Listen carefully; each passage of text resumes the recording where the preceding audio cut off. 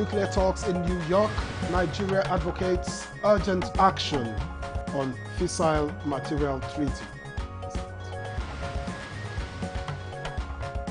Nigeria police prioritizes intelligence data law enforcement.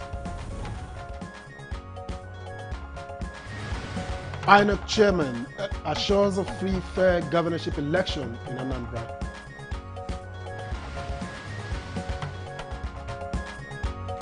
And on Good Morning Nigeria today, we shall examine rights of patients.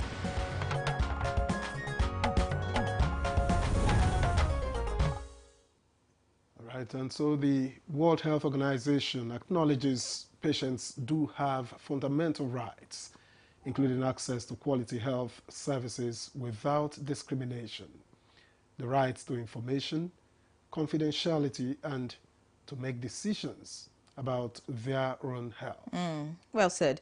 The World Health Organization also emphasizes the right to dignified, respectful, safe and hygienic care from competent and qualified providers. Indeed, and patients should also be informed of potential risks and options for treatment and have the right to refuse care with their wishes respected as much as possible. Patients must also receive clear and complete information about their health conditions, available treatments, potential risk, and of course, be able to make informed decisions about the kind of care they want. In Nigeria, a patient has the right to receive urgent and sufficient intervention and care on the event of an emergency and right to reasonable visitation in accordance with prevailing rules and regulations. In addition to that, patients have the right to decline care, subject to prevailing laws and upon full disclosure of the consequences of such decision. So on this note, we welcome you to Good Morning Nigeria. This is not a topic you get to hear all the time, so I expect you to stay put with us. I'm Yenre John. Welcome. And I am Victor.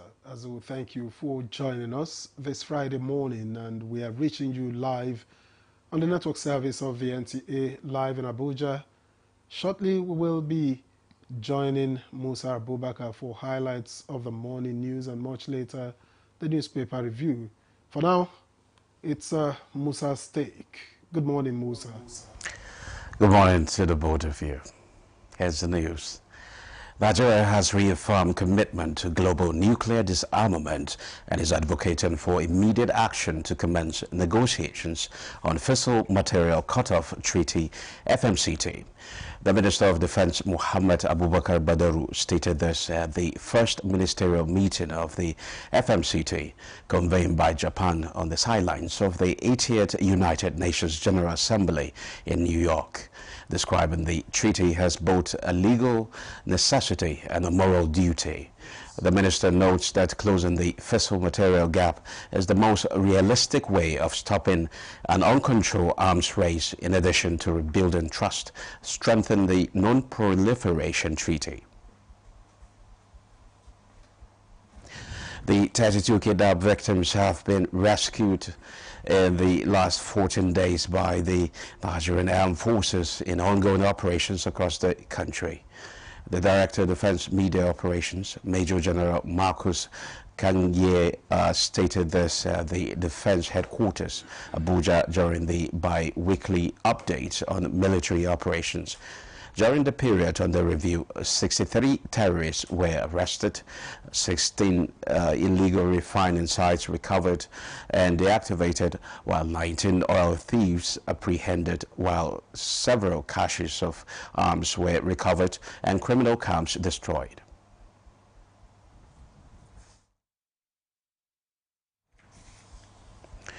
The Inspector General of Police, Kayode Gbetekun, says the Nigerian police force is in a new era of intelligence-led policing with the launch of a specialized training program for officers managing the nation's criminal database. The IGP described the initiative as a decisive shift from reactive policing to proactive data-driven law enforcement. In Nigeria, the world must know. When a weapon is seized at our borders, its trail must echo across continents. This is the power of database-driven policing. 69 communities in 15 states have been alerted to possible devastating flooding in the next 2 days. This alert comes as major dams across the country are spilling excess water, causing water levels in waterways to rise.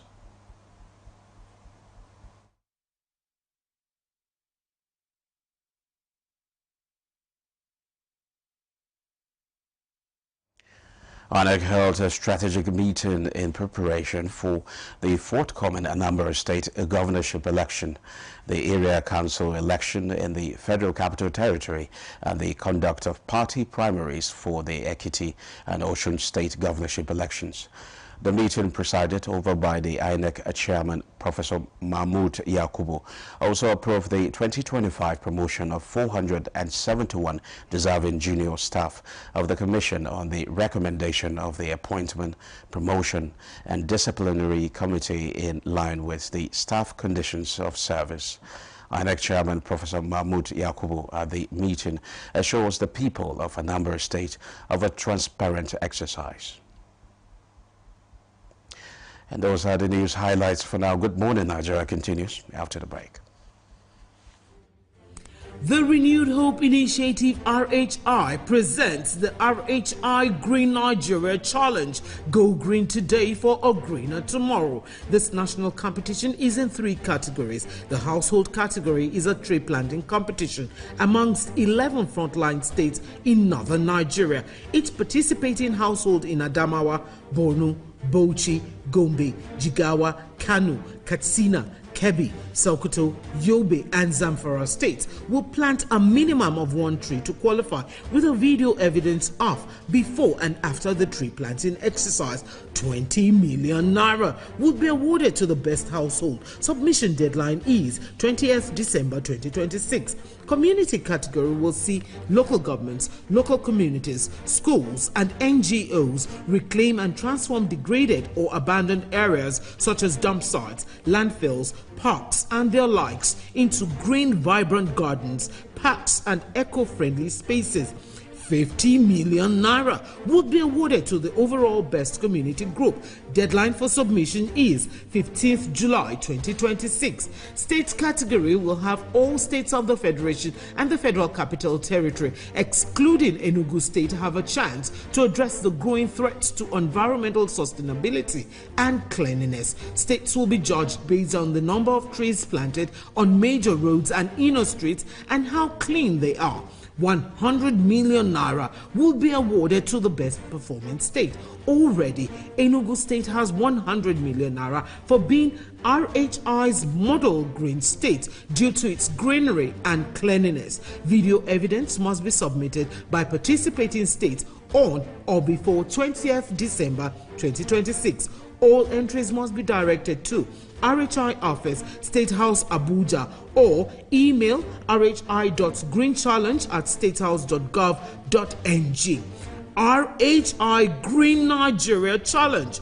Go green today for a greener tomorrow.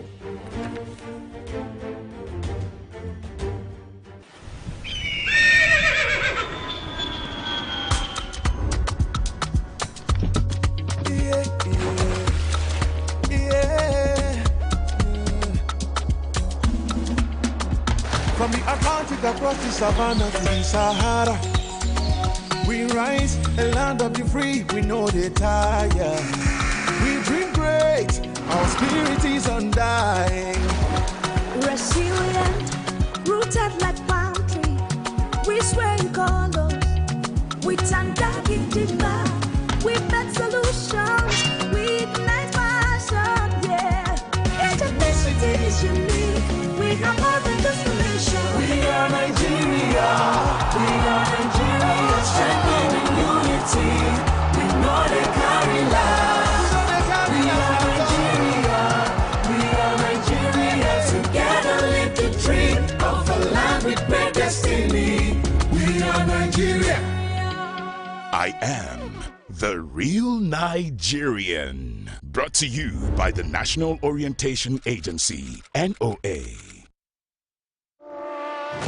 For an exclusive 3-time skin effect, try Nivea Men Deep powered by Black Carbon. For 48-hour deep moisture, a fresh skin feel, and a long-lasting masculine fragrance. Make an impact with Nivea Men Deep Impact Body Lotion. Try Nivea Men Deep Roll-On for 72-hour antibacterial sweat protection.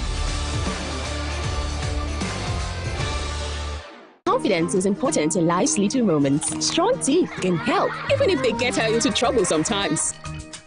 A great smile is useful to break the ice, and making friends is easier when you know you have fresh breath. I give my family confidence with Pepsodent Triple Protection 123. Its antibacterial action formula gives them cavity protection, white teeth, and fresh breath. The confidence of 3 toothpaste in 1. Pepsodent Triple Protection 123.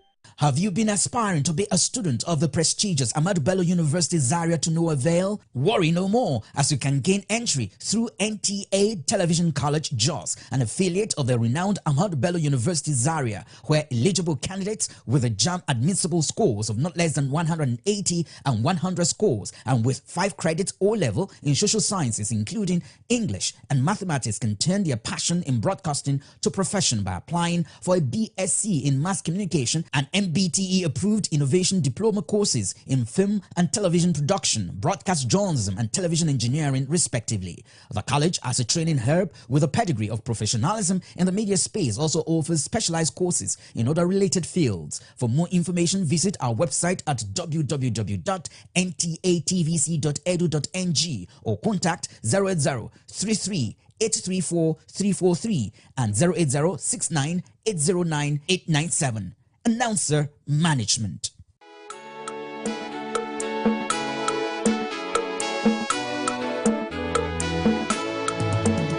Nigeria at 65, a continental giant takes another step forward, navigating the contradiction fueled by a colorful and resourcefully diverse populace, yet questions linger on the destination of state, propelled by the vagaries of nationhood.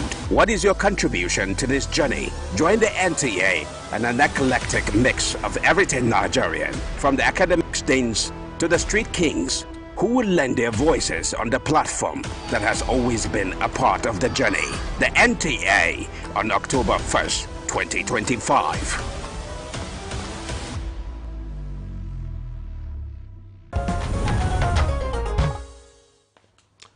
All right, we thank you for staying with us. Up next is newspaper review.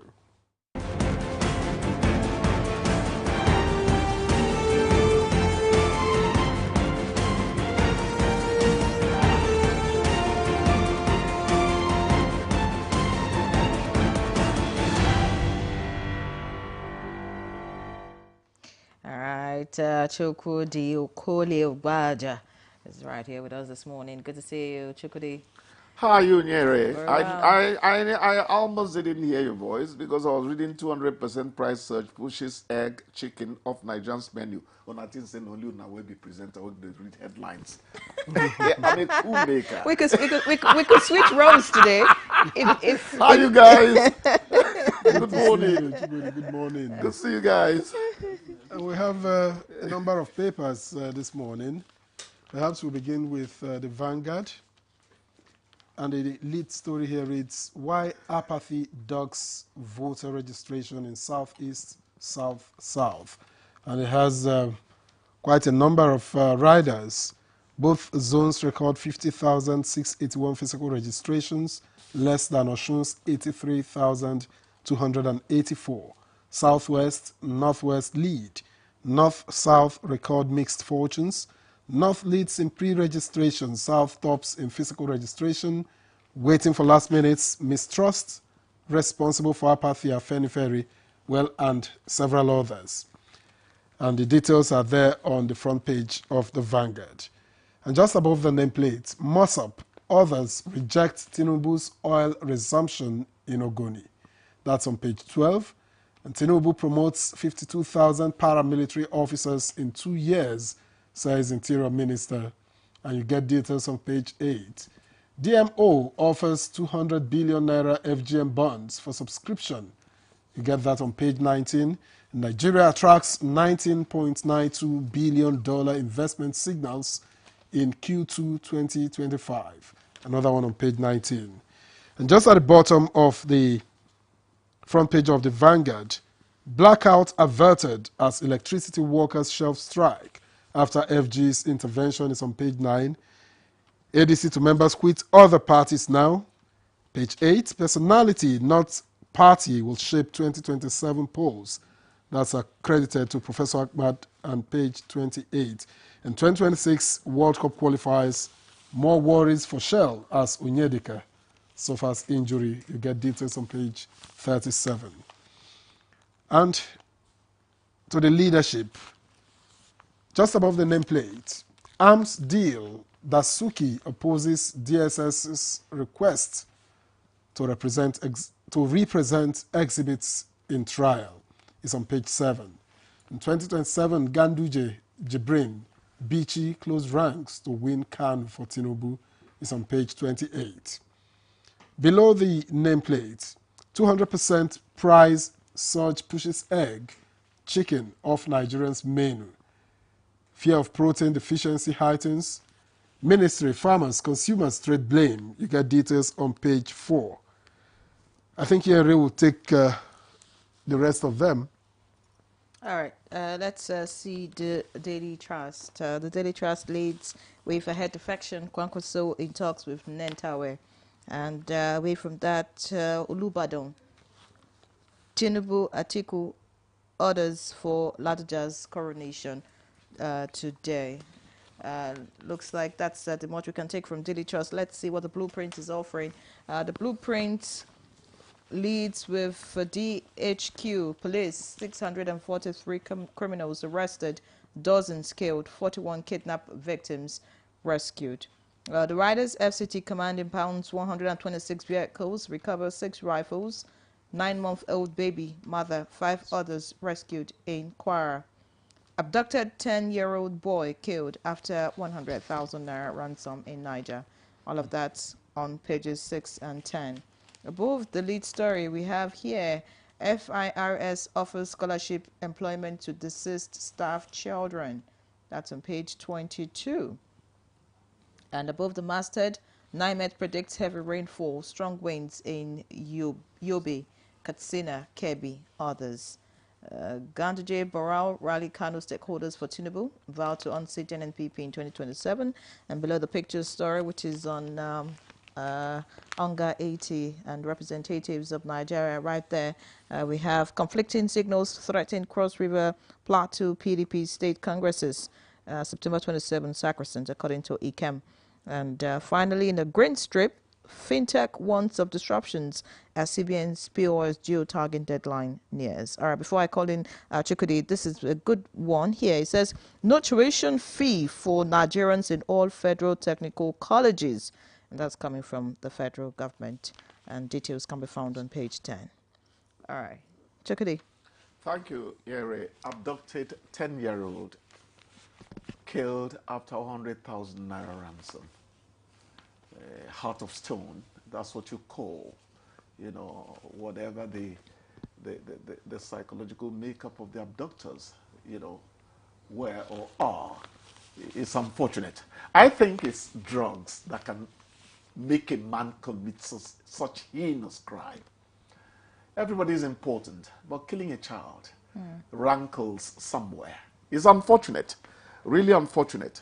Let them get them. They have to pay for what they did. NIMET is predicting a heavy rainfall somewhere, Yobe, Katsina, others. But there's an interesting story you didn't read. I feel rather rebellious today. I took the first headline. Let me go further. For its inaccuracy, farmers in Asa local government area of Kwara State are demanding explanations from NIMET for telling them that Asha. Oh, sorry. Is it every S that comes out as shit? I'm not sure. Anyhow, you know, that's rather interesting. They are telling NIMET to told us the wrong things. But there is such a saying as unpredictable as the weather. You know, I think NIMET has a lot of room to hide and say, well, the elements don't quite listen to human predictions. Oh, well, then I think it's just a call to NIMET to be as close as possible. Because, I mean, these disruptions or, you know, the wrong prediction would affect farmers. It would affect a lot of things. Yeah, I think that the people are right to call out NIMET. But when you say to be as close as possible, this is entirely out of the hands of NIMET. They say what they see. On paper, they say what they see. But I mean, keep it simple. This is supernatural. Keep it simple. Meteorology. This is supernatural. To connect your computers to supercomputers.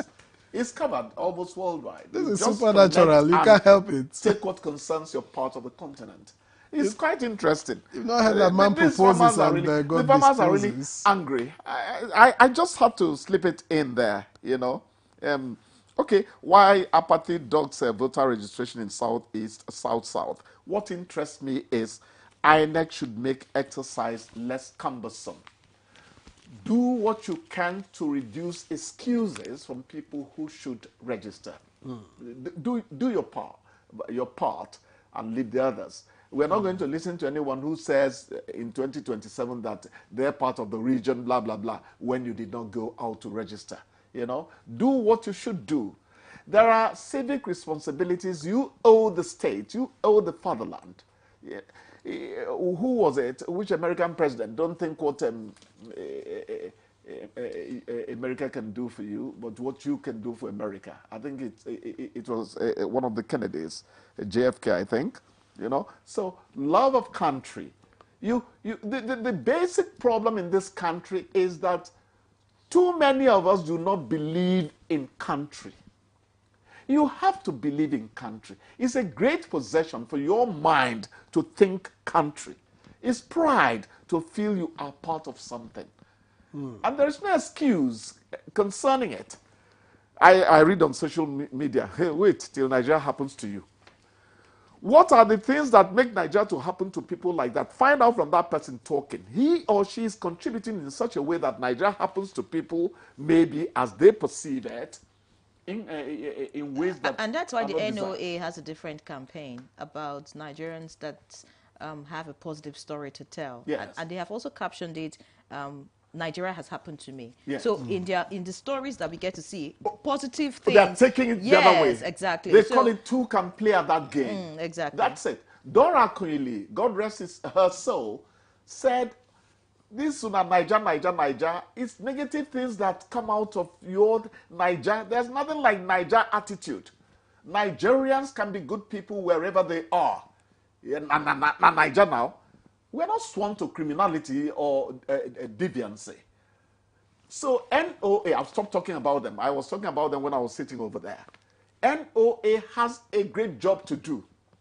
Something akin to what NTA was doing in those days. Make una call police, oh, make una call police. Oh. We don't want a more rubber anymore. Call. Those were little jingles, promotionals that affected the psyche of the people. Ray Michael Nwachukwu, God rest his soul as well, was doing a lot of wonders on Radio Rivers 2, FM stereo. You know, we owe this country so many intangibles that later become concrete things in our lives. I agree with you. I agree with you, but again, I also think that, you know, like the topic we're talking about today, which is on patients' rights. Okay. I'm thinking that, you know, if everyone contributes their quota, such that some things that are avoidable, negative things, right, can actually not happen to Nigerians. Then that love of country would definitely come in, right? So for example, you walk into a hospital and then there's a doctor to attend to you and you don't have to wait too much and, you know, your patient recovers. You're not going to say Nigeria happened to you. But when you walk in and then there's no doctor to attend to you and eventually you lose the person, you begin to say... You're putting the cart before the horse. You are talking on the premise of, make them do for me, then I go respond. That's not how it works. Faith, hope is a natural coming from positive thinkers. And it makes you a happy person naturally. So whether or not the positives happen, you should just have faith, right? That's what you're saying. No, you must have faith all the time. If you don't have faith or hope, tomorrow is not assured for you. So you get drunk on it when there's no alcohol around. It helps you. Oh, only when there's no alcohol around. We're talking about faith, eggs and chicken. You know, incidentally, I encountered someone. I encountered Because someone yesterday who was like one trying young to prince. get eggs, and they said, "How much is one?" He said, 250 naira. And the fellow said, "What's it happen again? Like, it used to be 200 naira." He said, "Well, it's now 250 for one." And when he made to pick, they said, "No, he cannot select. He just had to." I should find a way to start laying eggs. I'll become a billionaire. But it suits you. I know you. But can Faith put the eggs and chicken on our table? Nyere, this program lasts for just 15 minutes. But my father taught me unquenchable optimism.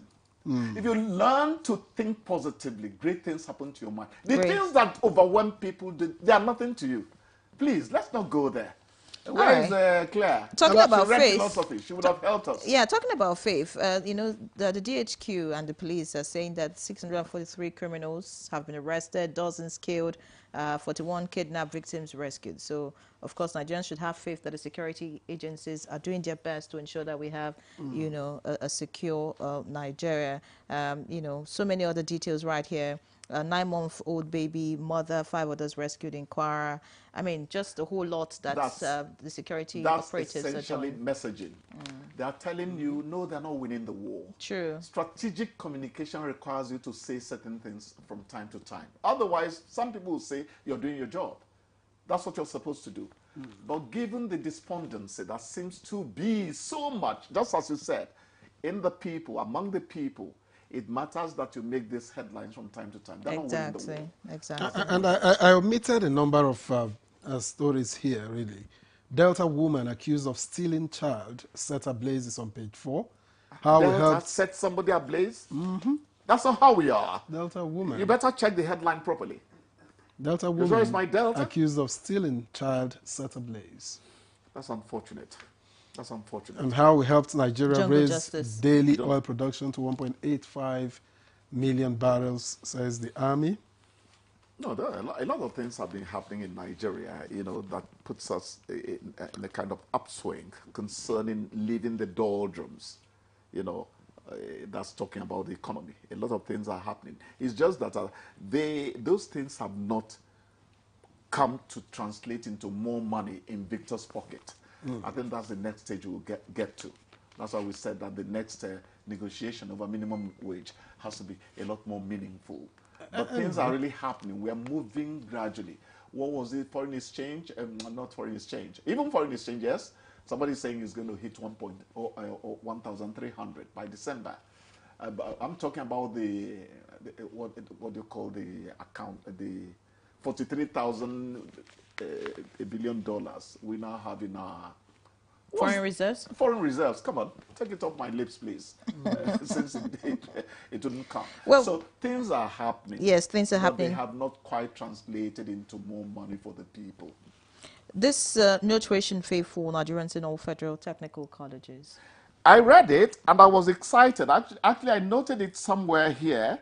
They are saying, if they mentioned even boarding, it's not just tuition, but you are supposed to get the items that will sustain you as a student in that federal government technical college.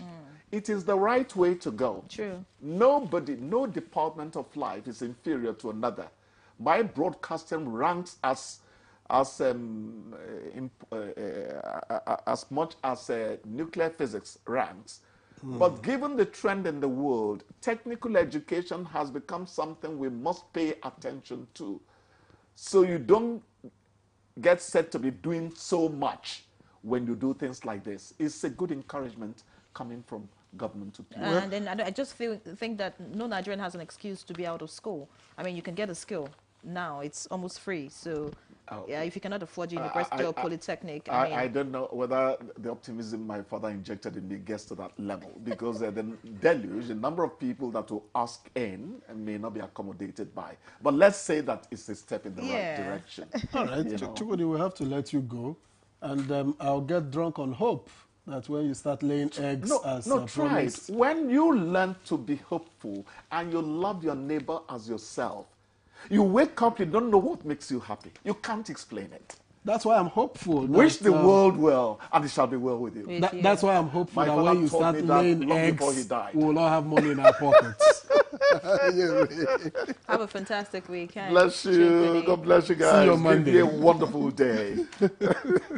All right, so we'll take a break now. When we come back, we would get our guest in and talk about our topic for today. Don't touch it. The counsel of our fathers. My advice to these young people is please do not take us back to those harrowing days. You probably do not know what it is. Nigerian youths, let's build our nation together.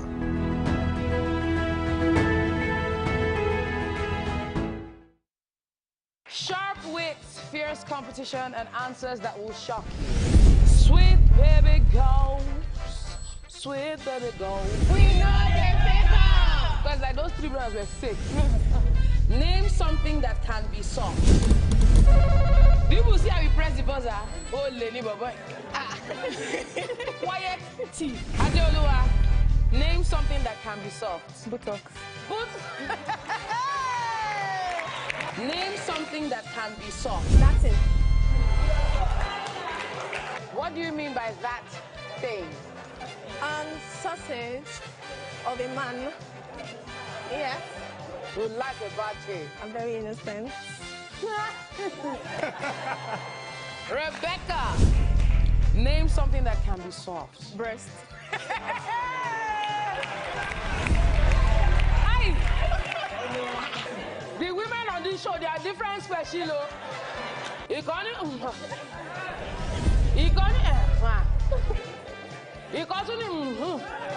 Survey says.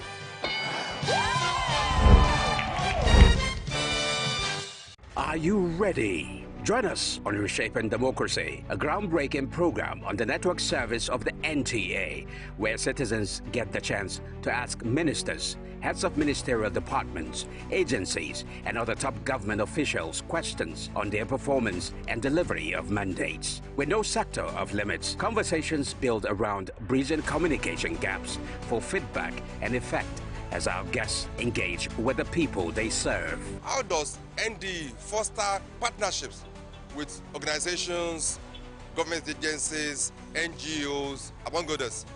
As our leaders give account to citizens' inquiries on good governance, tune in to Reshaping Democracy, a creative concept coming up every Tuesday evening at 10:05 p.m. This is Reshaping Democracy.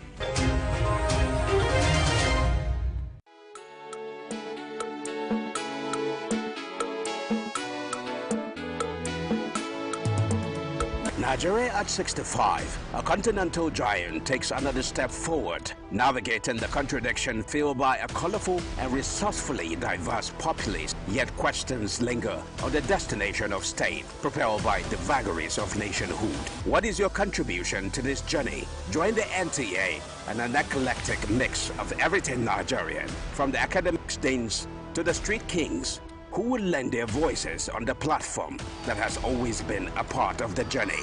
The NTA on October 1st, 2025.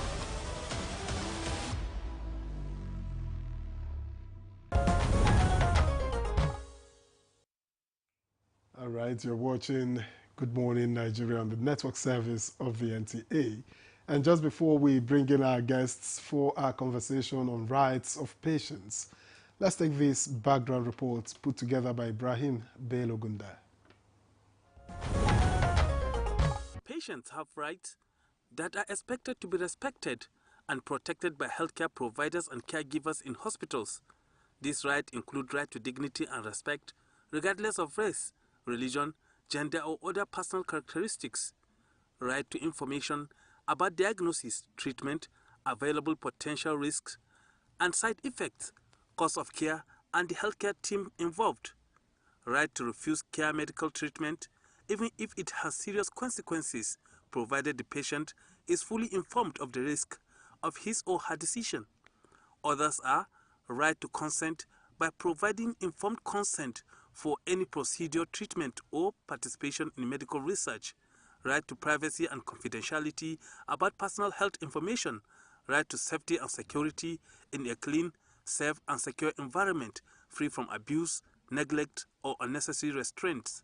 right to emergency and sufficient medical intervention and care, right to voice concern and complain about their care to doctors, nurses, or hospital management, among others. How should patients demand for their right?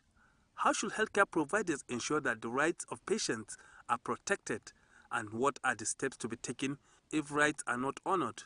This and more will set tuned for discussion on Good Morning Nigeria, as our guests are already seated in the studio. Many thanks, Ibrahim Bello Gunda, for the background report on rights of patients. And seated with us right now in the studio for the conversation is Dr. Enejo Abdul, Deputy Registrar and Director, Head Department of Professional Discipline, Medical and Dental Council of Nigeria. Many thanks for joining us, sir. Thank you. All right. Also here for the conversation is Barrister Ebenezer Egwata, health lawyer and patients' right and safety advocate. Many thanks for joining us, sir. Thank you. All right, let me begin with the lawyer amongst us. What are the rights of patients in Nigeria, and how pronounced are they? Just things we say, okay, unspoken, unwritten, or are they really, really written? What are those rights? Thank you very much for having me and for that question. Patients' rights are not invisible, so to speak. They are also not non-existent. Patients' rights in Nigeria are rights that are provided for and guaranteed by law, or rather, laws, because our patients' rights are not all contained in a single document. So we have some of them in the Constitution, beginning with right to life. So the whole of Chapter 4 of the Constitution, what we call human rights, some of them also stand as patients' rights, because patients are first of all humans. Then we have the National Health Act, which provides for some of the rights of the patients. National Health Act 2014. We also have the compulsory treatment and care for victims of gunshots, 2017. We have the Mental Health Act. We have the National Health Insurance Authority Act. So patients' rights are provided for here, different legislations, both at the federal and at the state level. Some states have laws that also provide for the rights of patients. Are they enforceable? Are they, because you will hardly hear that a patient went to court to enforce such rights. Yes, you will talk about enforceability where you know you have a right. So we have a knowledge gap. The rights are provided for in the laws, but the question now is, are the beneficiaries, in quotes, the citizenry who are supposed to benefit from those rights, or who are the owners of those rights, do they know that they have rights? That's where we have a challenge. The law provides for rights to treatment in emergency situations, Section 20 of the National Health Act.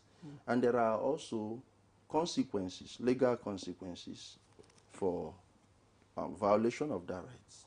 That means where a patient is rushed to hospital in an emergency situation, the law has already captured that that patient might not be in a position to, first of all, go deposit money. That patient might not even be in a position to even give instruction. Then the law says that hospitals should not refuse patients treatment in emergency situation or emergency treatment for any reason. Yes. Now, examples of emergency could be a woman in labor. It could be cardiac arrest. It could be snake bites. It could be road accidents. Now, someone who is in that condition may not have the strength or the presence of mind to, first of all, go here, deposit 30, 50, 100 or whatever amount before coming back, or even to go obtain card for documentation. Now, the law says that violation of that particular right of the patient, the healthcare professional could be liable and pay a fine of 100,000 naira, or could go to prison for a jail term not exceeding 6 months, or both. Now the question again is, are Nigerians aware? A patient has a right to information under the National Health Act. What information does the patient have right for? The nature of the ailment, the treatment options available, the cost implication of that treatment option. Now, the treatment options available, not the treatment option that the healthcare facility can provide. So if there are 3, if there are 4, you make it available to the patients. A patient has a right to know the cost implication of each treatment option, the benefits and probable risks attached to each treatment option. And the patient has a right to decline any of these options. And the law says as much as possible, this information should be provided for the patient in the language the patient understands. So the law is trying to bridge the gap. The healthcare professional is enjoined to come down from his, would I call it medical palace, using his medical jargons, while attending to the patient. If the patient has a headache or backache, say it the way the patient will understand, and not use your terminology within your community, because the patient before you is not a medical doctor or a healthcare professional. All right. A patient, okay. Many thanks, Barrister. Quite detailed, talking about rights. But you see, as you spoke, I started thinking, how can these rights be enforced? Because I think the law, you would require proof, right, to go to a law court. So how do you prove that you brought your wife who was pregnant and she was not attended to on time, and that led to maybe complications or death or whatever it is? How do you prove that? I mean, these rights you just talked about, how do patients, I don't know, how does the law court enforce, all of this? Okay. We'll talk, these are stages. Like I said earlier, before you talk about rights or proof, you should have known that you have the rights. The challenge is that the patients are not even aware. 1. 2, where they are aware, there are serious barriers to pressing for redress. One of such barriers is cultural. Another barrier is religious. Another one is ignorance, not knowing. So we've had situations where something happens, a patient wants to, or the victim or the family of the victim want to press for legal redress, and the hospital or the particular healthcare professional involved seeks out the traditional ruler of that patient, or seeks out the pastor or the imam of that victim and goes to appeal. Please, sir, if this happens, they will take food from my mouth. I am sorry. That is one. Another is where the family says, okay, leave the spirit of the dead to rest. Please don't disturb the spirit of the dead. Sometimes we don't, most times we rarely do autopsy here. And poverty is also a serious challenge, because if you want to go into forensic investigation, you are going to foot the bill now. So it is from there you begin to look at what was the cause of death. You are saying this happened. But coming straight to the question you asked, we have seen videos in circulation where someone goes to hospital and the person is denied treatment. There is one of which was the pregnant woman that died. It was all over. So we have seen one, a man took some accident victims to a particular facility, and when the nurses were nonchalant about taking care of or even receiving the patient first, the man did a video. Now, if the man did not put that video out, none of us would have known that something like this happened. All right, many thanks, Barrister. I think we'll pause you at this point. But you're talking about that video. Most times when a relative of yours is in distress, taking the video doesn't come to your mind. Yes. That's not like the first thing on your mind. You're looking for how to get help for the person in need first before any other thing. So enforcement, of course, will be an issue. But let's come to you, Doctor. Quite a very interesting conversation. Rights to patients. I'm sure a lot of Nigerians are hearing that for the very first time. But speak to us. Are the medical personnel aware that patients have rights? And if they are aware, how important is patient rights in healthcare delivery? Thank you. Yes, like you introduced me earlier, I'm from the Medical and Dental Council of Nigeria. That is the statutory agency of the government of Nigeria for the regulation of the professions of medicine and dentistry, and also for the control of the practice of alternative medicine. Now, one of the things, the main pillars of the things we do is professional discipline. And this is where the rights of the patients come into play. The barrister mentioned pieces of legislation that have provisions for patients' rights. I also want to point out that the Medical and Dental Practitioners Act. Now, the Medical and Dental Practitioners Act made provision for the council to put out a code of ethics. There's a plethora of rights of patients. Now, of course, doctors are aware, very aware of those rights. Every doctor is taught and it is drilled at induction into them of the provisions of the code. Now, one of those rights is that the patient has a right to be treated with dignity. He has a right to privacy. So if I'm attending to you, I must make sure that it is in a manner that you are not exposed. Even if somebody wants to be there, except you permit the person, I will not let him stay. It is your right. Part of that is also your right to consent to treatment or refuse the treatment. Now you see that commonly, and I give it to them, the Jehovah's Witnesses. At least they exercise their rights. They don't take blood. It is their belief. And they've gone out of their way to bring the scientific information and facts where alternatives to blood could be used. So the fact that he refuses to take blood, it is his right. Blood may be the best for him, but his religious beliefs don't permit so. That does not mean you throw your hands up and not do anything. You must be seen, because one of the rights of the patient, like he pointed out, is right to life. And the duty of every doctor is to save life. Save life, benefit the patient, do no harm. So, you must be seen to have done something to help him. Give him the options. Okay, sir, you don't want blood. I understand. Document it. This and this and this are available. Would you take that?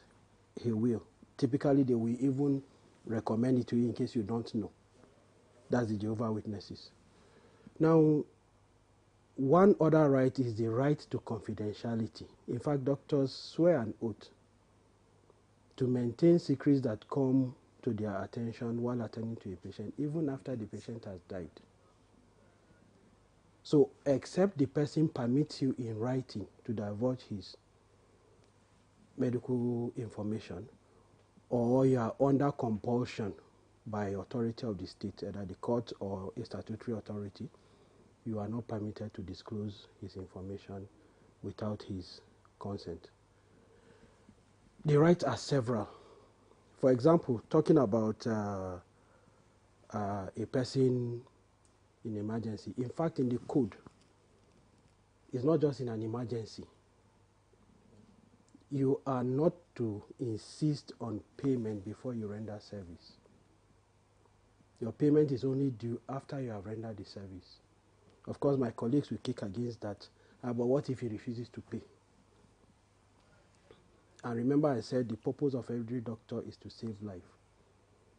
You do not want a situation where payment becomes a barrier to saving that life. You don't want to commoditize people's lives, their pain or their suffering. So the code makes a provision that you do not insist on the patient making payment before attending to them. But after you attend to them, your bill is due and they must pay. But how does the MDCN, as the body regulating, you know, the practice of doctors and dentists in Nigeria, how do you regulate these rights? No, how do you enforce it? Yes, we do. Now, like he said, part of the problem is lack of awareness. We try, but it is not enough. We just keep doing it. But I tell you, we receive a lot of complaints from the public. A lot of complaints come from the public, and we deal with them and enforce them by meting out sanctions to doctors and all that. Now, typically when those complaints come, we have two statutory organs. The Medical and Dental Practitioners Investigation Panel, that is where the complaint goes to. It will be reviewed. Like you rightly said, when a person comes with a loved one that is suffering, or the person himself, the last thing on his mind is making a video.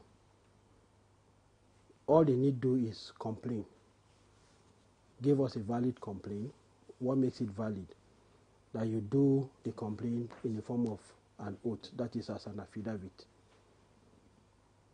and against a doctor or a dentist, not against the hospital. Not against the hospital. We don't deal with the hospital, we deal with the doctors or the dentists. So what if the doctor is simply obeying the rules of the hospital? I mean, in a private setting, for example. Why would the doctor, you know, there will be a doctor responsible for those rules. If he shows that he was carrying out somebody's instruction, that body will be a doctor. He will respond accordingly. No patient is at large. Somebody is responsible for each patient. Whether he agrees or not, there are rules for it. What's the process for holding, you know, practitioners accountable? Because many Nigerians feel that, you know, at the end of the day, most medical negligence issues often end up, you know, untreated, unresolved. Well, now, ours is just one aspect of it, professional discipline. There are other channels for them to seek redress. They could go to court, civil tort, that this doctor, this hospital that is vicariously liable because this person was working for them, owed me a duty of care and he failed in that duty, and you prove to the court that he owed that duty and he failed in the duty, and if the court agrees, is convinced, the court should order him to pay a compensation. Or you could lodge a criminal complaint. Now, like he stated, under that section 20 of the National Health Act, when an emergency comes, you must be seen to have done something, even if it is directing them to a place that can attend to them if you cannot.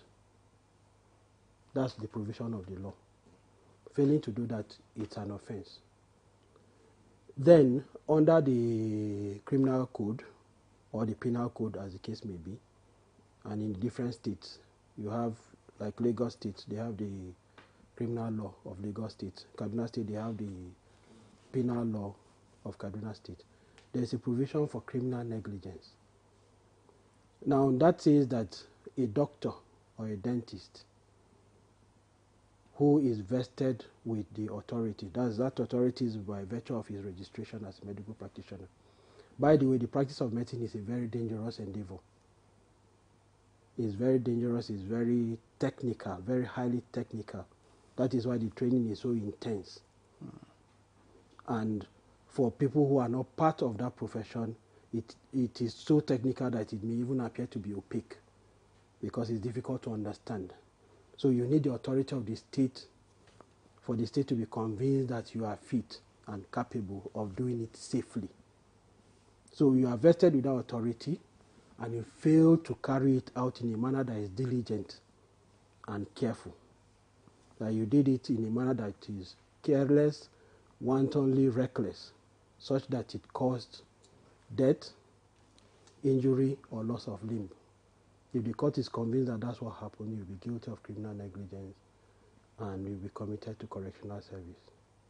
You know, listening to you, it's very interesting, very beautiful, I must say. But in practice, by the way, our viewers are supposed to send in comments, questions, you know, whatever it is as regards this topic. The number is on the screen. We expect to see all your messages as regards the topic, patients' rights. Let us know if you're aware and if you've been a victim in any way in terms of negligence of medical personnel.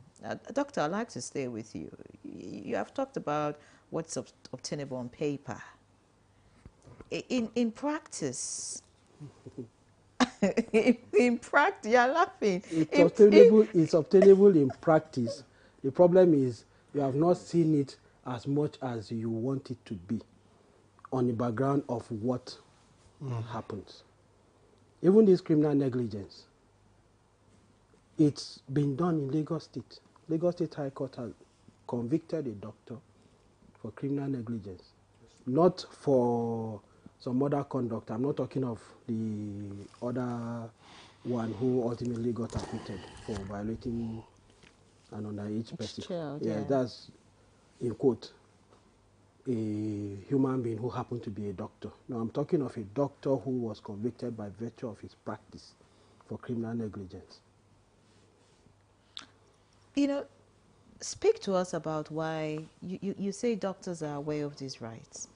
Speak to us about the factors that makes it very slim or almost impossible for doctors to uphold the rights of patients. No, I didn't say it is. I'm just saying, because you already agreed that, I mean, in practice, we get to see very few cases where all of these things play out. I mean, because you walk into a hospital, I mean, these days, especially government hospitals, I mean, for one reason or the other, you have to wait a long time, whether it's an emergency or not, before a doctor comes in. If the doctor is available to treat you, like we've heard many times on this program, they tell you they cannot. They refer you to a private hospital where they know you will pay higher, and the same doctor is supposed to treat you. There are cases where, you know, the wrong medications are given. We've seen cases where a surgery is supposed to be for appendicitis, and maybe a liver is removed or whatever it is. I mean, so speak to us about what are the factors really? I mean, what conditions do you think has made it almost, I mean, very slim for the rights of patients to be upheld in the country? Is it lack of adequate personnel? Is it lack of skilled manpower? Is it lack of infrastructure? Speak around the issues. Okay. Now, before, so I don't forget it, because you mentioned, I want to let you know, it is an offense for a doctor to send a patient to a private hospital, his own private hospital, from a public hospital. In fact, the reverse is the order. If you are running a private practice as a doctor who is in full employment in a public hospital, if you see a patient, that your private practice is supposed to be only for consultation. You are not to admit patients and you are not to carry out any procedures.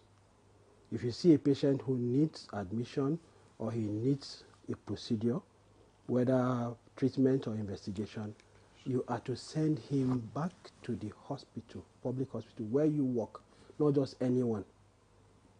That is the rule. And we've taken action on that for those that have reported. Now, Barrister Egwatu made a statement earlier, lack of awareness. And the law is, if somebody does not complain, the law does not take effect.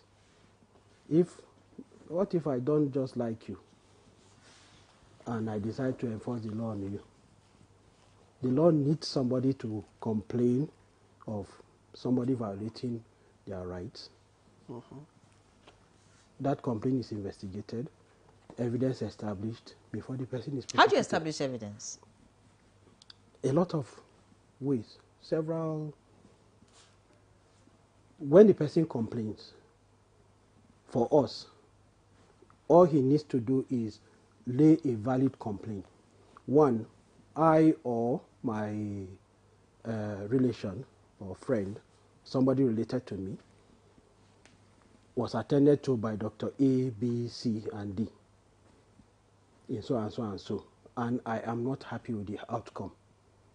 This is the reason why I'm not happy. You specify it. Now we'll take it up from there. The doctor will explain what he did. He will furnish us with the case notes. And doctors, fellow doctors, will go through it and decide whether or not what he did is appropriate or not. All right. Dr. Abdul, thank you very much. You know, when we say these things, Barrister Guatu, it appears that... Though the questions about why it is not enforceable, I would have loved to address. Please do. Please do. Now, why it appears not to be enforced as much as you will wish it is. There is a severe shortage of doctors in Nigeria. So no matter how diligent you are, there is just so many people you can see at each point in time. I'll give you the context. Nigeria is projected or estimated to be over 200 million population. Think about 214 million or so. We do not have up to 55,000 doctors actively practicing in Nigeria. Look at the 55,000 doctors. The numbers are coming down by the day? They are not coming down. They are actually increasing. Now, the number you have in your mind is the number of all doctors who have been registered from 1960 till date. That's the number you have. That is 116,000 now. That includes those who have passed on.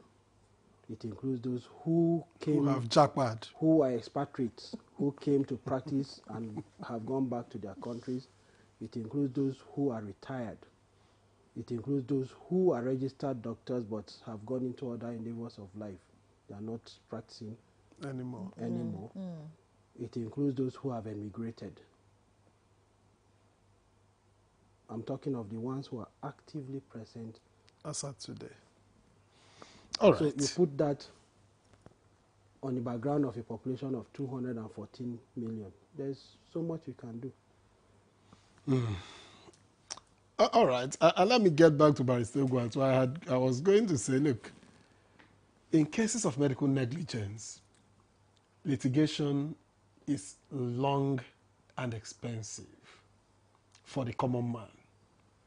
Even complaints to organizations like Dr. Abdul's can be cumbersome for some people. It will probably take a determined mind and some resources too to, you know, get that over the line. How can the legal system make justice in these kind of situations more accessible to the ordinary Nigerian? Thank you very much for that qualification.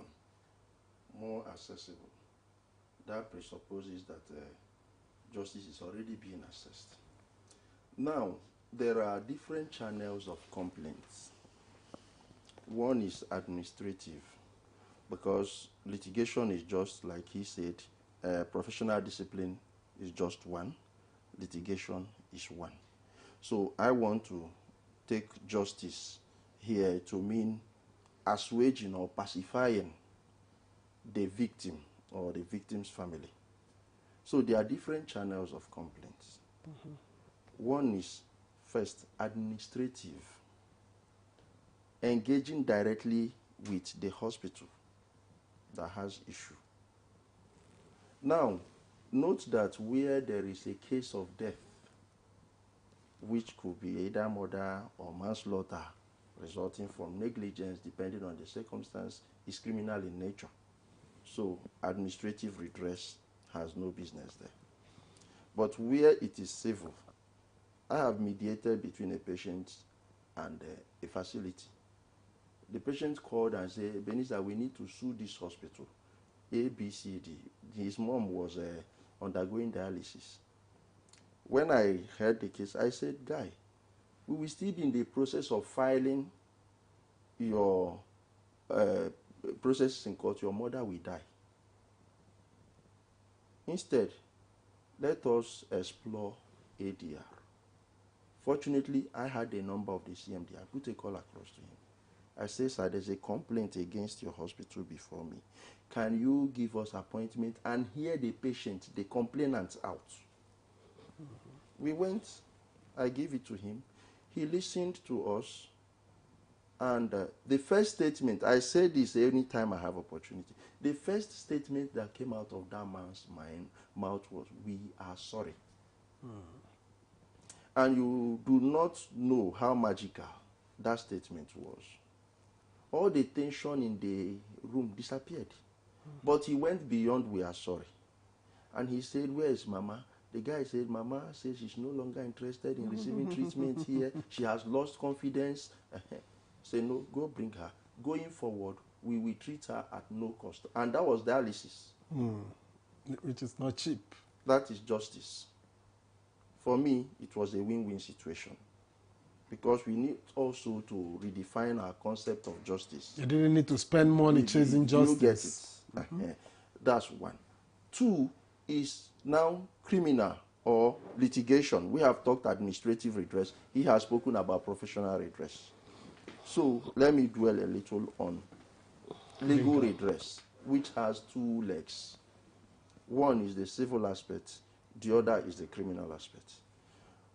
The section 14 of the Compulsory Treatment and Care for Victims of Gunshots Act 2017 makes a provision for restitution, that the courts can order restitution where someone, a victim of gunshot, is mismanaged and the person dies. The question once again is, do Nigerians know? So where you file an action, you can claim damages. Now, the court is not Father Christmas that just doles out, how do I put it now, compensation or judgment in favor. You have to prove your case. And that is where experts come in. Medical law practice is a specialized area and technical. So you, the lawyer, you even know how to prepare your pleadings first. Because sometimes we blame the judges unjustly. We blame the bench. Because you are not, the victims. Now, once the judgment does not go in their way, they are hasty to accuse the judges of being bought over, of being corrupted and all that. Nobody looks at the chain of action that culminated to that judgment. If your pleadings are defective, there is no way you will get justice. If you did not supply the relevant evidence, there is no way you will get justice. If you are proving medical negligence, first you have to establish that the doctor owed you a duty of care. How do you establish that? You plead your hospital card to show that this doctor, I was admitted in this hospital. You have to establish doctor-patient relationship. Now, if you bring a case to court and you put every other thing and you ignore to put in that hospital card, one cross-examination question will end it. Do you have anything before this court to show that you were admitted in this hospital? And you say, yes, my Lord, what is it? My hospital card, where is it? Can you tender? You say it's at home. Do you get it? The judge it's not permitted by our judicial system to descend into the matter, into the arena. If you do not put in relevant evidence after your duty of care you have established, of course, the hospital record and other documents could establish that, but I just used card as example. Now, you have to establish that the doctor has breached that duty of care. 2, how do you establish that? The complaint, the wrong that the doctor did, or the thing he did, sorry, let me put it this way. Or failed to do. Yeah, or failed to do. Then, the most important, not each of them, every one of them is important. 3, you have to establish that you suffered harm. Duty of care, breach of duty, harm. Now, because of what this doctor did, I suffered this harm. After you have put this, then you bring the 4th component, causation. That this harm you suffered was because of the breach of duty of the doctor. So if you fail to establish any of these 4 ingredients, the judgment might go against you. There's a case, a beautiful case, the facts were in order, it would have gone in favor of the complainant, but the learned counsel that did that matter, I wouldn't know why, but there was a vital document that would have linked the damage he has established, duty of care, breach of care, established harm. But there was a vital document that is supposed to link that harm suffered to the breach of duty of care. But that document was missing, and the judgment went the other way. Now, I can make this analysis because I understand. The victim, the complainant, all he wants to see is either the doctor is heading to prison or the court is giving him millions. As compensation. All right. Many thanks, Barrister. I'll get back to you shortly, but we have another guest joining us now via Zoom, Professor Steve Abba, President, Society for Public Health Professionals of Nigeria. Many thanks for joining us, sir.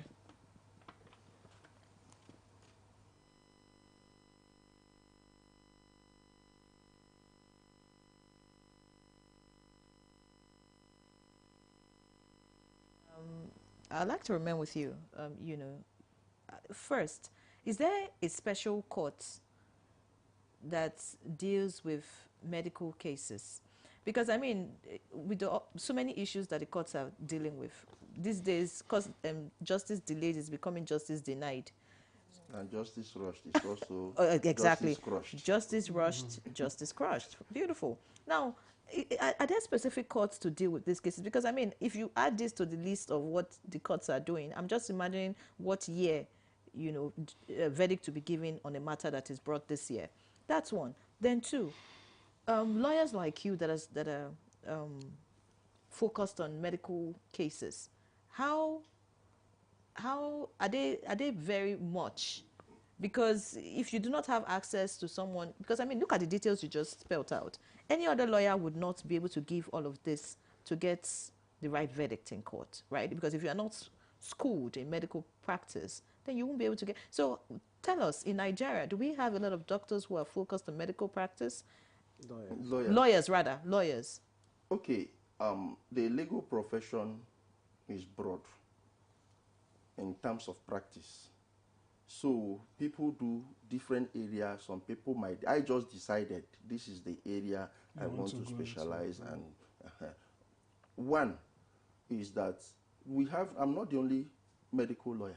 I have senior ogas who have been here, who are far older than me in the practice. Do you understand? So there are other medical lawyers or medical law consultants or experts. And you can combine with other aspects of law, really? Yes. I do other, I practice in other areas of law, but this is my focus.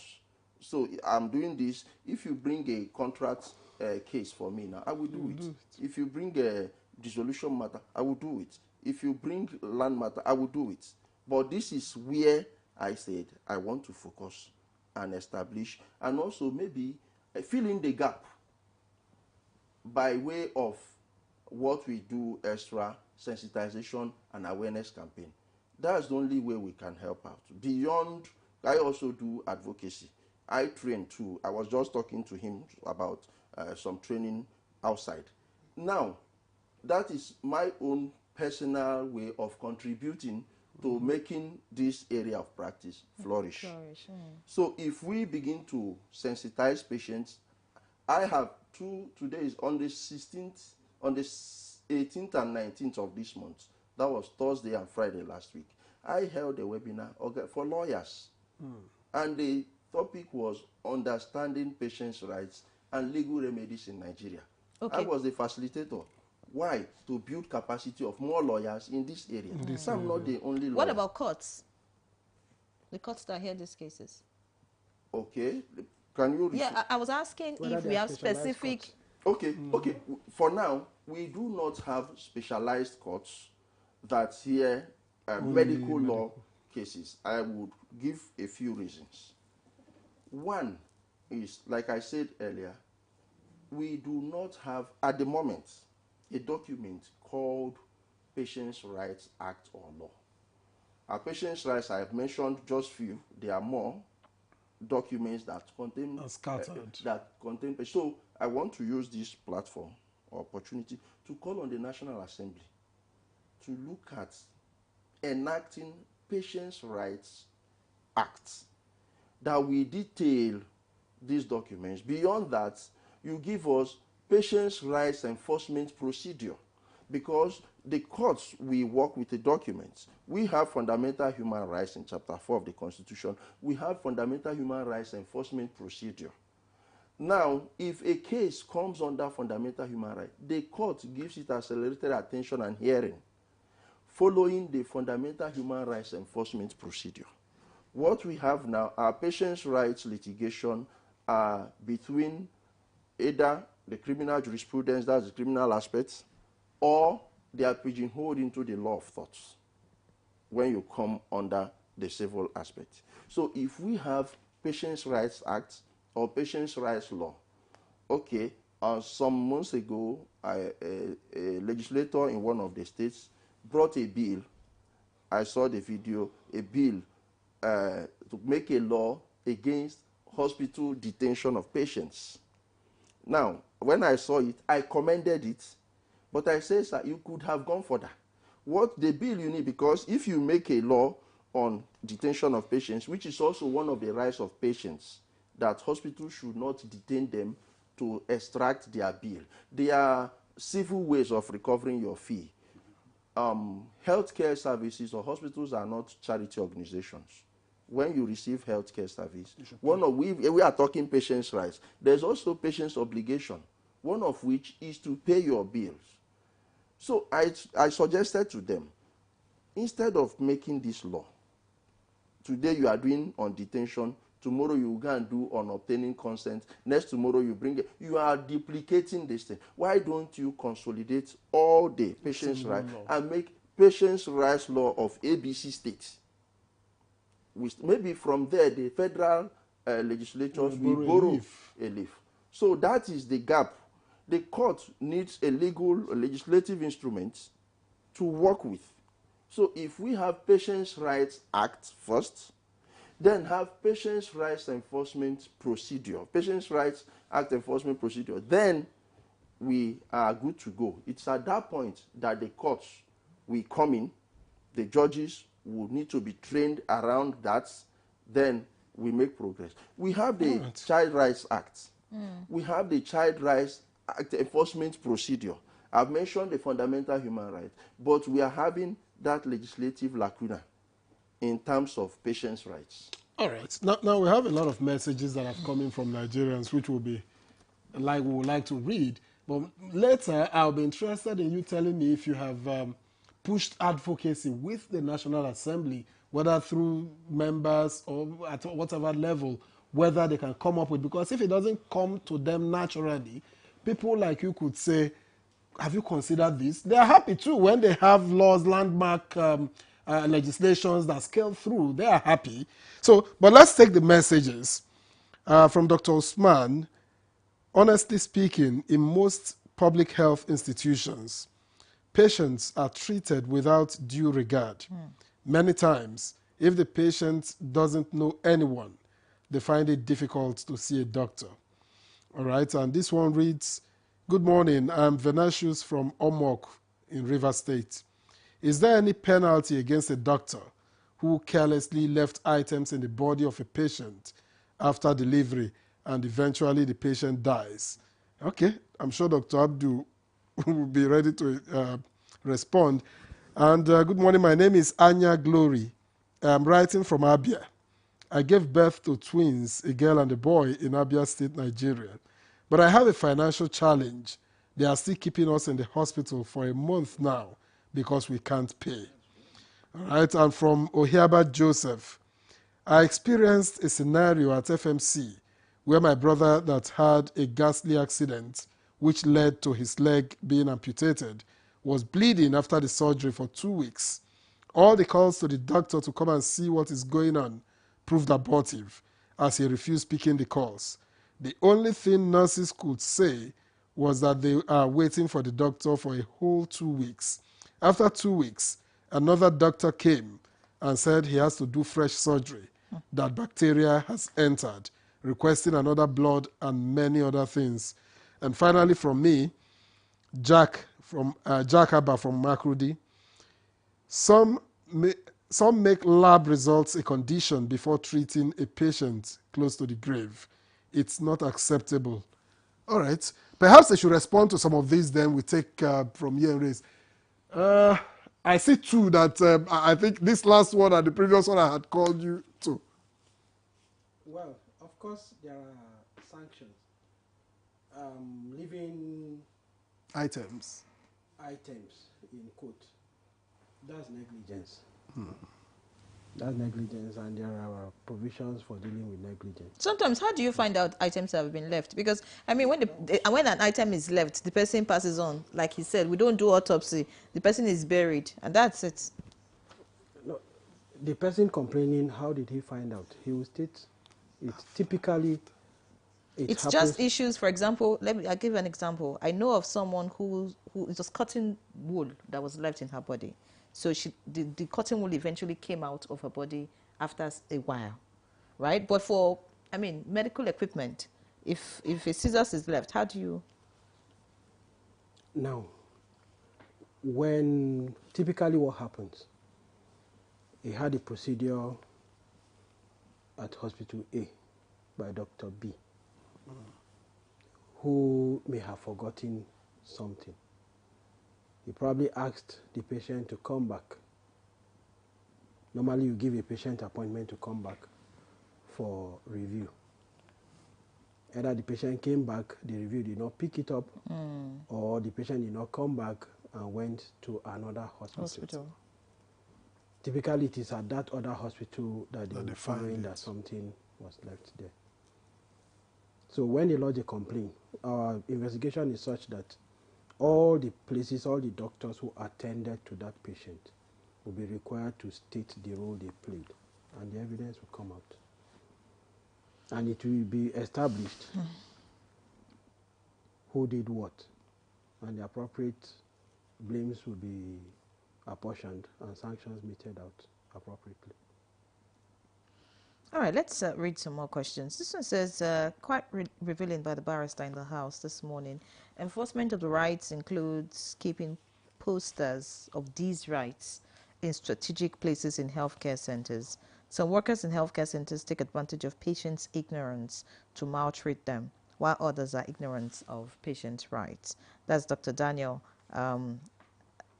Adajo from Agbo, Delta State. Another one says, good morning, I like your program. So medical practitioners don't relate well with patients or their relatives. Comrade Williams Victor Kodai in Taraba State sends that one. This one says, Anyekon Benson from Akwa Ibom State.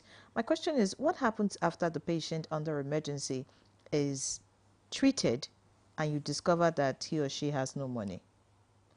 All right. This one says, good morning, Nigeria. 90% of doctors don't abuse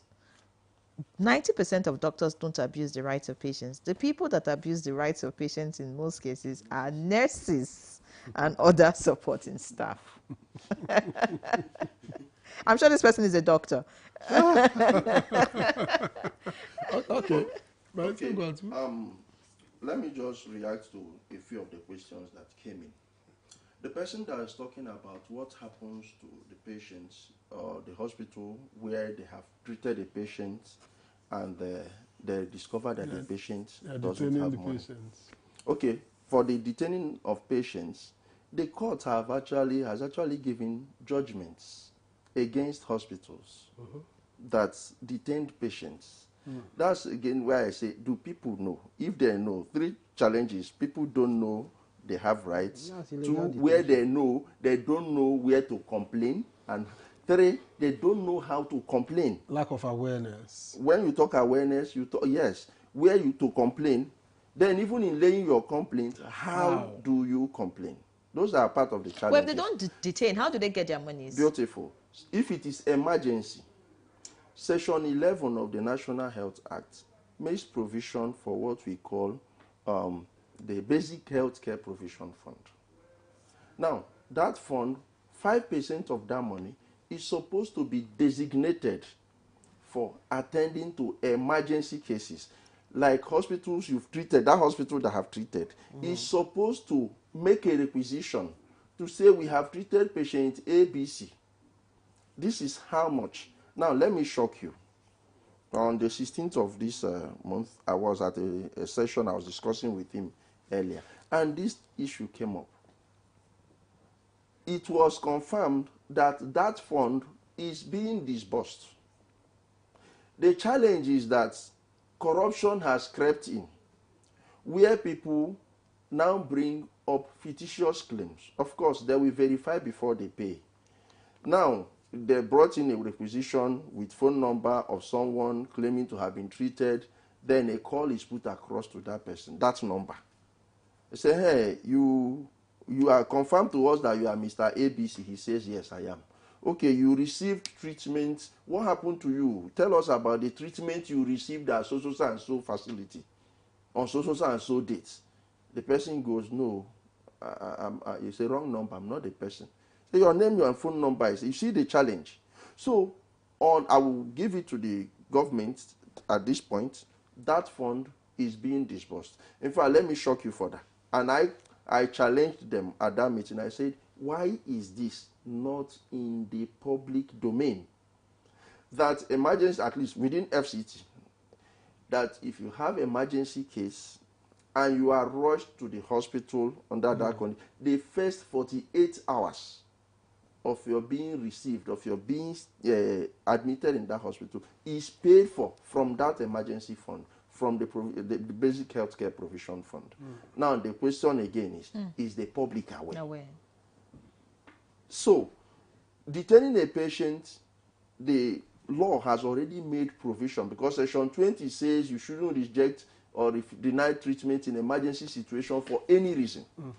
So I said earlier, the hospital is not a charity organization. Section 11 had already covered for the consumable. That is paying for first 48 hours, after which, so detaining a patient is wrong. The Court of Appeal, Makurdi Division, handed down a judgment of 250,000 against a particular facility. A man took his son there, and a particular consumable, 2,500 naira. The facility didn't have it. The man went outside and bought it. So after treating, they computed his bill and included that 2,500. The man said, no, this particular item, I bought it from outside, so it's not from your place. They say it's our policy. You will pay. They detained the man's son, and the man went to court. The court of first instance, High Court, agreed with the court, with the hospital. The man went upstairs, went to Court of Appeal. Court of Appeal handed down judgment of 250,000 in favor of the claimant and ordered the hospital to return that 2,500. Now, there are two issues here. One, detaining of patients. Two, a patient has a right to transparent billing. Whilst the bill is being accumulated, the patient knows. Exactly. Many thanks. Barrister, we need to go on a break now. Okay. You'd continue with your line of thoughts once we return from this break. The conversation continues. Remain tuned.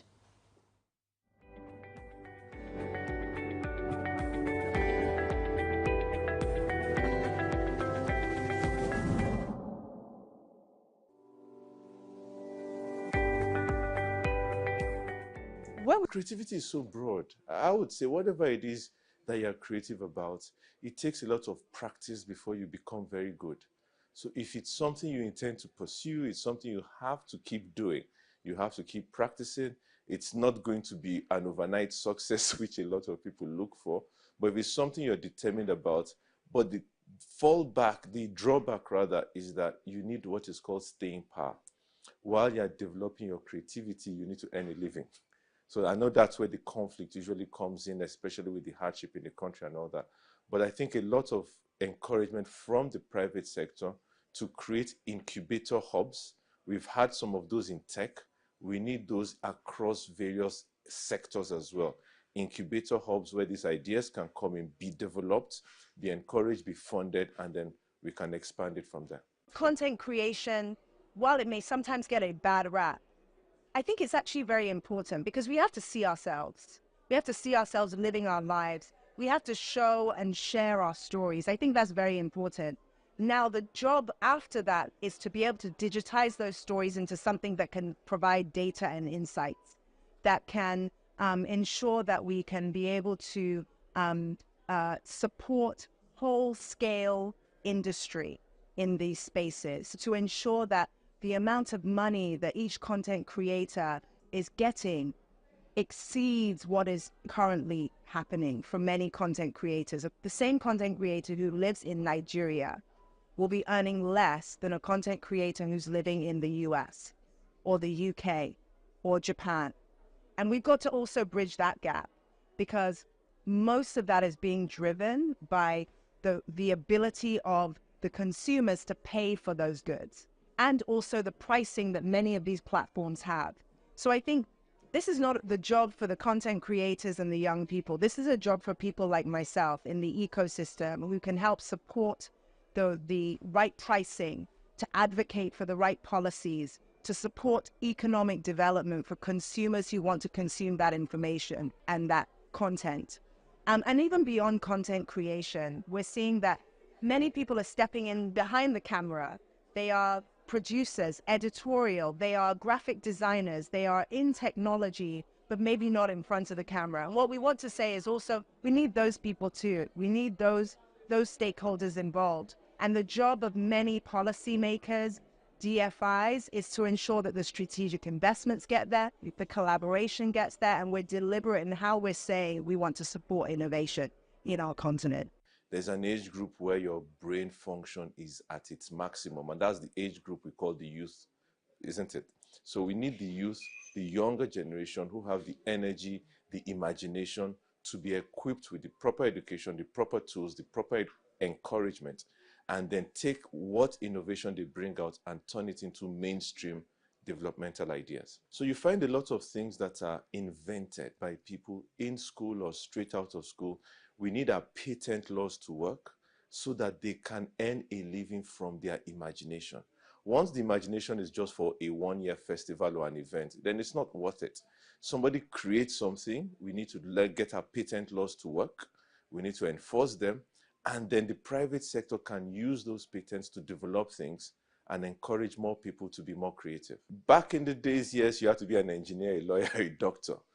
Today we have programmers, we have AI specialists, we have people that are doing ethics on genetics. Those things didn't exist 50 years ago. So there are new areas that need to be explored. The question really, apart from the parenting, does our educational curriculum cater for what the needs of the world will be in the next generation? Because our curriculum is dealing with the issues of the past. We need the government and the private sector to redo the entire educational curriculum to be forward-focused, not retroactive.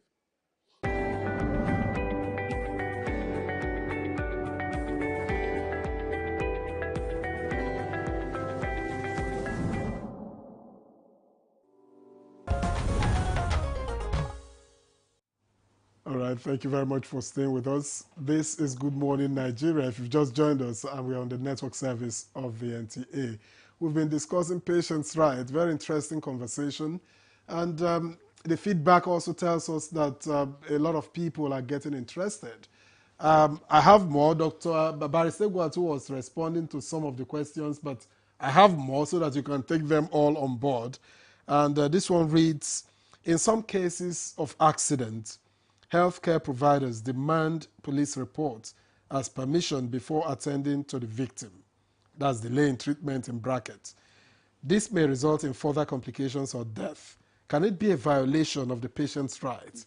And if yes, what is the right step to be taken by the victim's relatives? Okay. Now, this one from Simon. Please, is this allowed in a situation where you got into a public hospital and the medical practitioner had to consult Google for solution or information before attending to one's problem? This was my experience in one of the hospitals. And finally, from Uche in Imo State. Good morning, he says. The topic you are addressing is apt. These laws do not work in Nigeria. If it eventually works, it is not for the common man. The hospital here demand payment, not minding the emergency at hand. So you have a lot on your plate. Yes. For the second question where they are consulting Google, Dr. Abdul will handle it. Yeah. For the first question, demanding police reports, not just for accident victims, gunshots. Section 1 of the Compulsory Treatment and Care for Victims of Gunshot Act 2017 says that hospitals should receive and treat adequately persons with gun wound with or without police clearance. So police reports demand since 2017 has been outlawed or abolished. Any hospital in 2025 demanding police reports, making it a condition precedent before treating a patient, is already progressing in error and violating the patient's rights. Now, the duty of hospital now is no longer to demand police reports. It is to report to the police that you have a gunshot victim. That's all. So it is not, the person is bleeding. The person, you don't even know whether the pellets has lodged into one vital organ. Should he carry it and be going about seeking for police reports? It doesn't make logical sense.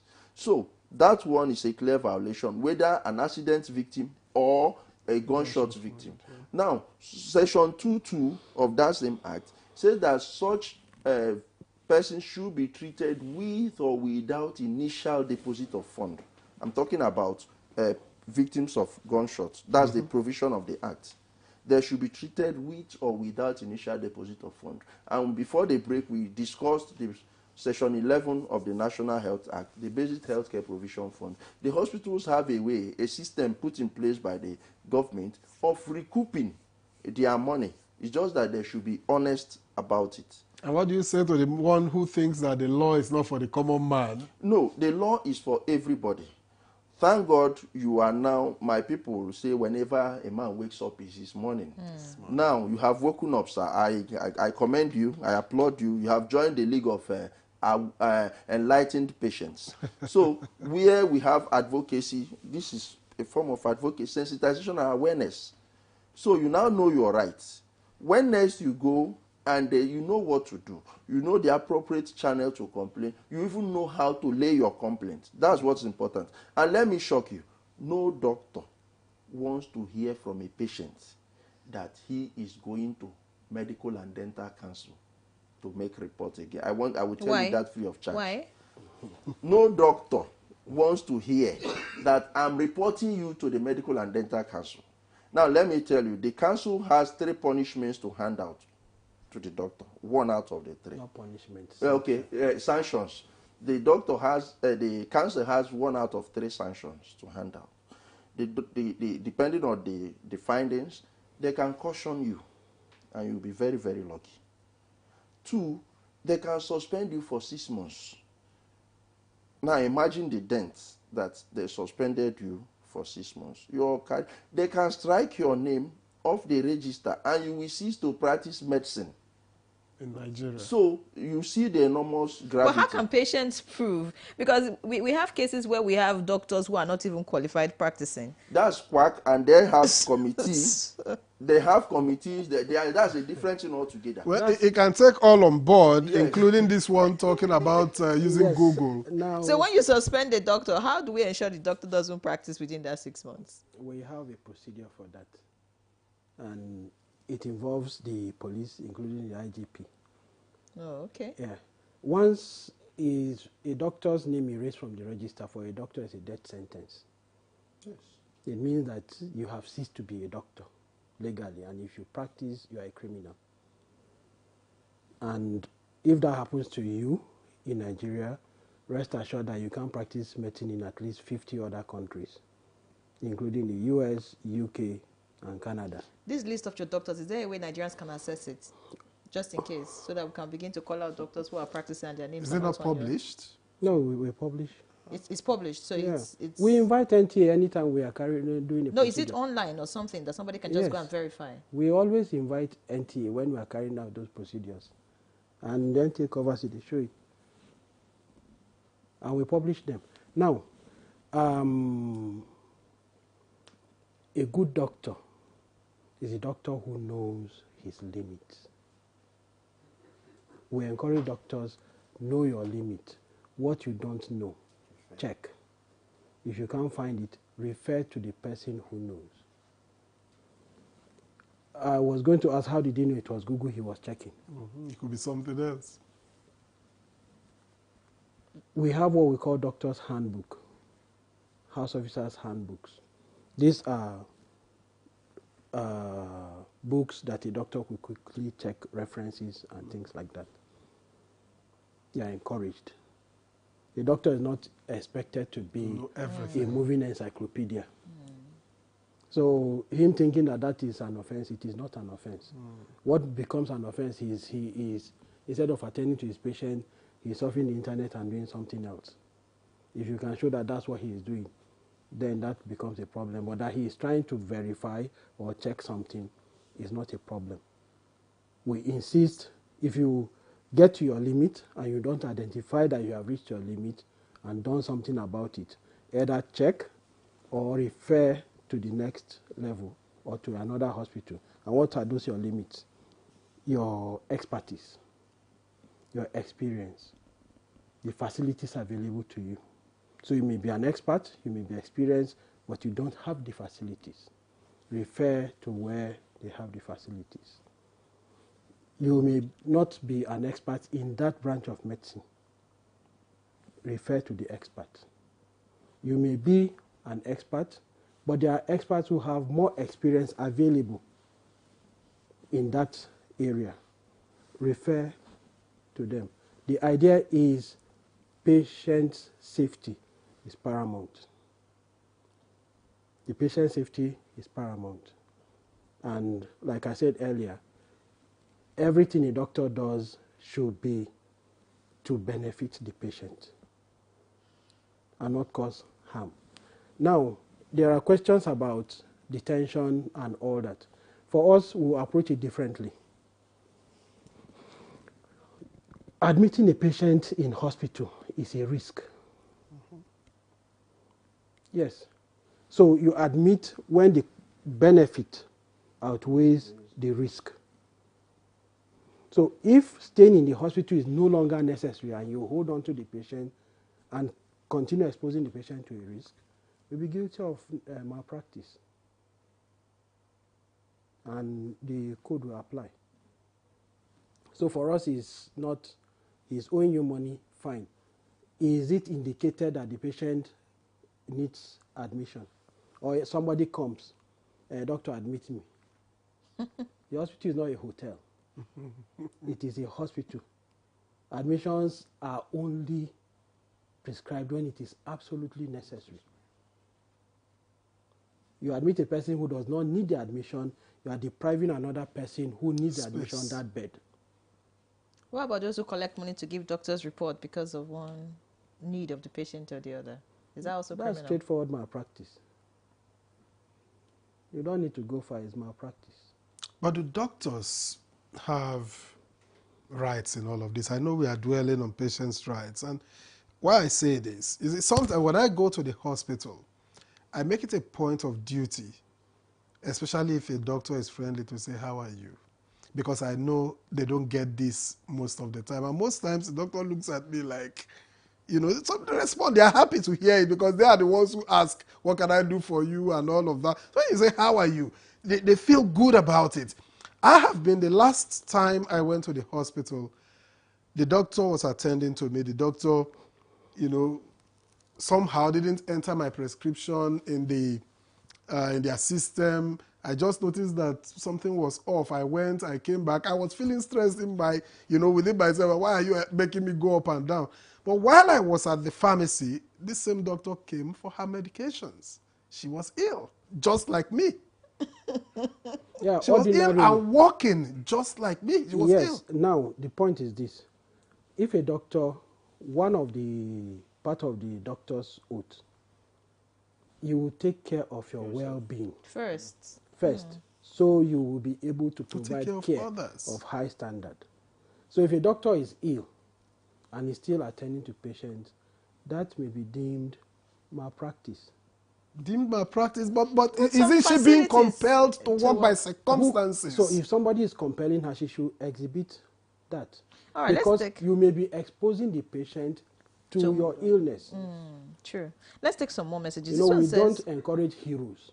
We encourage regular people, do your work diligently.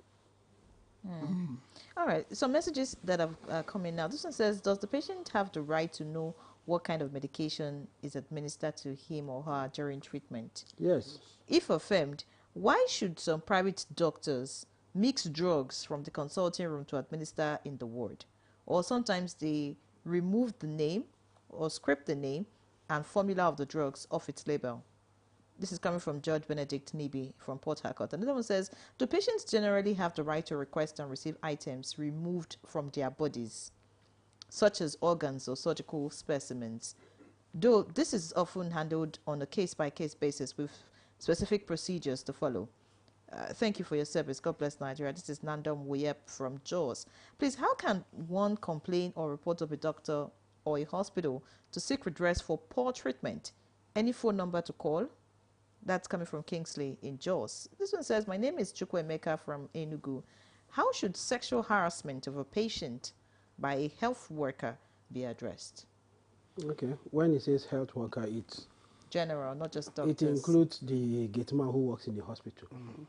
But if it is a healthcare professional who is a doctor, it is a violation of the code to have an amorous relationship with the patient that you are attending to. You report to the Medical and Dental Council, we'll deal with it. Now, one of the questions was, how do they report? The report is done by an affidavit. You go to court, you depose an affidavit of fact stating your complaint. The reason why we insist that it must be an affidavit, we don't want a situation where people will just lodge frivolous complaints. Of course. Exactly. So you are on oath. You are on oath, and you are saying what you are saying, believing it to be true, on the peril of prosecution if it's proved that you lied on that oath.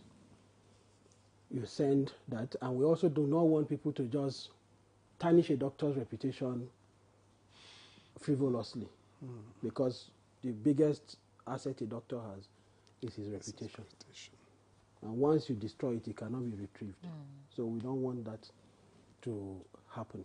So you must do it in the form of an affidavit. You send us the affidavit to our office, either the headquarters or any of our zonal offices that is closest to you. There's one in Enugu, there's one in Ilorin, Lagos, Kaduna, and Yola. And you can also send it to us on our website, to our mail. We will receive it. What's your website? www.mdcn.gov.ng. And your email? pd@mdcn.gov.ng. I'm sure those will be on the website. They're on the website. They're on the website. So when we receive the petition in the form of an affidavit, if we receive petitions that are not in the form of an affidavit, we don't just keep them. We reply the person and tell him you are required to do it in the form of an affidavit. More often than not, they will respond with an affidavit. When we receive the affidavit, like the barrister stated earlier, we'll send copies of the affidavit to the doctor mentioned. If any doctor is mentioned, specifically, we send it to the doctor. If they don't mention, because you keep asking, how do you prove? You don't have to remember the name of the doctor, but just show that you were treated in the hospital and you are complaining. We'll send that affidavit to the doctor who is the doctor in administrative charge of that hospital, either the chief medical director, medical superintendent, by whatever designation is referred to, the doctor that is in charge of a hospital. It is always a doctor that is in charge of a hospital. We ask him to render a report of what happened to that patient in that hospital in the form of an affidavit, furnish us with the names of all the doctors who attended to that patient in that hospital or ought to have attended to the patient. Underline that, because that you were supposed to attend to a patient and you were not there to attend to the patient may be the problem. Not just that you attended to the patient and there was a problem. I'm highlighting that because some doctors come and say, I did not see him. Yes, it is the problem. You didn't see him. That's part of the problem. Now, when he gives us that list, we also request that he sends us the original case note, paginated, of that patient in that hospital. Can't that be edited? Because most times it's electronic now. Even if it is not electronic, when you edit it, you provide evidence against yourself. We know. You are a lawyer. There are professional things, you know how it flows. You get my point? A lot of the cases we established was because somebody tried to... No, he lawyered it. He tried to lawyer the... No, a doctor doctored it. Now, we received the original case note, the test results and reports, x-rays, ultrasound scans, everything.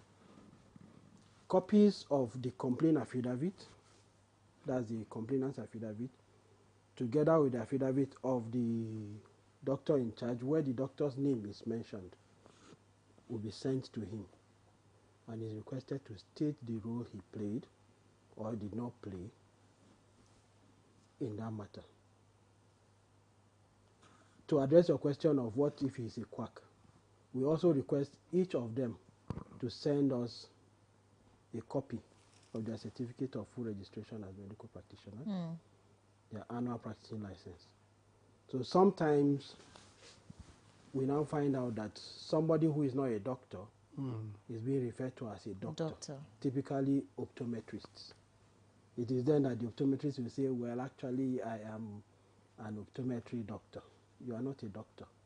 You are an optometrist. And they are no longer our business because they don't qualify to appear before the organs of the Medical and Dental Council. All right. Now, let me finish, sir. We just have about 2 minutes. Can you round off? Yes, just summarize. Now, when every doctor who ought to respond has responded, and as they respond, copies will be sent to the complainant for him to see what is stated, refute, corroborate, or provide additional information in the form of a further affidavit. When all that is done, the matter is now ready for investigation, and we present it to the investigation panel, which is comprised of doctors. Now, each person will be given a copy of the case, review, and provide his opinion. Fantastic. Many thanks. It looks like it looks like it's better to come to the Medical and Dental Council than to go to a lawyer, right? I think they have different rules. Because it depends on what the victim is looking for. Yes. Some people get satisfied with punishment of the doctor. Like I said, we don't punish. Sanction. Yes. Now, some people want compensation. Yeah. Okay, you don't give compensation. No, we don't have power to give compensation. Some people want the person committed to jail. We don't have power to deal. What we have power to do, like he stated, is a sanction. Reprimand the doctor. Suspension. Suspend him for no longer than 6 months. Or erase his name from the register. Beautiful. All right, we have to go. Your final word in 30 seconds. Okay, my final words are these. Firstly, patients should live up to their rights. It's not a privilege. It is a right. Know where to complain, how to complain, and engage experts. Beautiful. Many thanks. And I hope you will be pursuing the National Assembly to get this law. After this, I will tell you what we have been doing. I'll discuss that with you. Well, and the most interesting that you have mentioned is the fact that if a doctor refers you to a private hospital, you have a right to complain and to report, right? Yes. Beautiful. So I hope Nigerians take note of that also. So that's our package this morning. Many thanks to Dr. Enejo Abdul, the Deputy Director, Deputy Registrar and Director and Head, Department of Professional Discipline, Medical and Dental Council of Nigeria.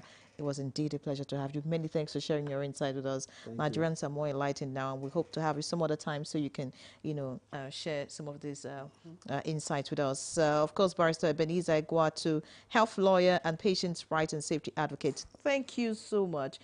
Keep speaking up for patients in Nigeria. We appreciate you. Professor Steve Abba, we appreciate you, despite the fact that, the connection wasn't stable enough to have you, make your contributions on the program. So that's our package this Friday. I'm Ray John. Have a great weekend. And I'm Victor Azo. Thank God it's Friday.